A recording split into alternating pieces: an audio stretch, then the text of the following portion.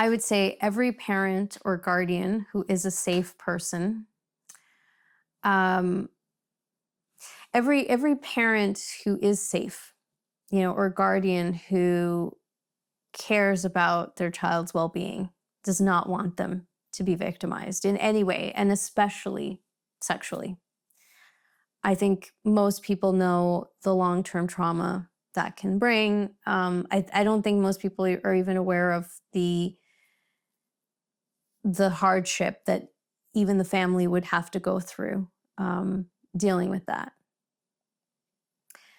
And because it's such a hard thing to even wrap your head around, like I don't think any parent ever even wants to imagine with their child, like imagine the act of their child being abused.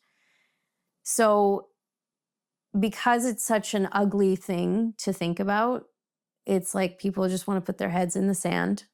And they also equate that because, well, let me go back a step.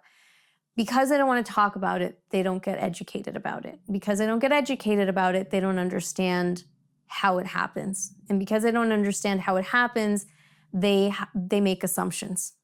When you make assumptions, you typically get it wrong. And what parents a lot of times are getting wrong is that if I teach my child about sex, then they're more likely, it's like this old idea of like, if I teach my child about sex, they're going to go out and have sex. They're going to get pregnant. And so for a very long time, the idea, which I think still is so prevalent in so many parts of the world, the idea is that if we just keep kids innocent and don't teach them anything about bodies and sex, they'll just stay innocent and protected. And, I just have to like keep an eye on them and that will keep them safe. And that, along with that, there's also the idea of like this prohibitive, like way of dealing with it. Like if I just prohibit information, if I use fear-based information or tactics, then that's really like it will keep them away from experimenting. It will keep them away from even being curious and wanting to know.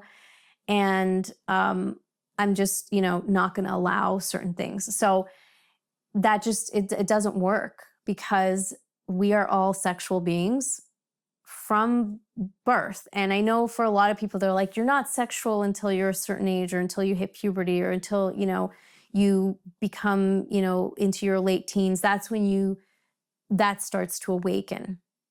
But the truth is we have bodies that we live in, like whether you believe that we're souls living in bodies or bodies, having souls, the truth is that we have these bodies and we are naturally curious about them and we have questions about them. And in order to understand our autonomy, we have to learn how to be responsible with our bodies and we have to learn how to take care of our bodies and we have to understand the rights of our bodies. Like there's a lot that comes with having bodies, right? And so this is where we start with the basics of body literacy. And people don't understand that body literacy is sex education because we are born with, different characteristics. And, there's this whole fear of like, if we teach certain things, we're going to mix kids up. And the truth is that we have to give them some education around these things. And it should, of course, be age appropriate. We don't need to teach a 4-year-old the mechanics of sex, but we do need to teach them that they have genitalia and what the names of the genitalia is so that if someone touches them inappropriately, they can name where they were touched. To say, I'm not going to teach them that because that's a dirty word is a value-based concept that actually is harming your child and putting them at bigger risk.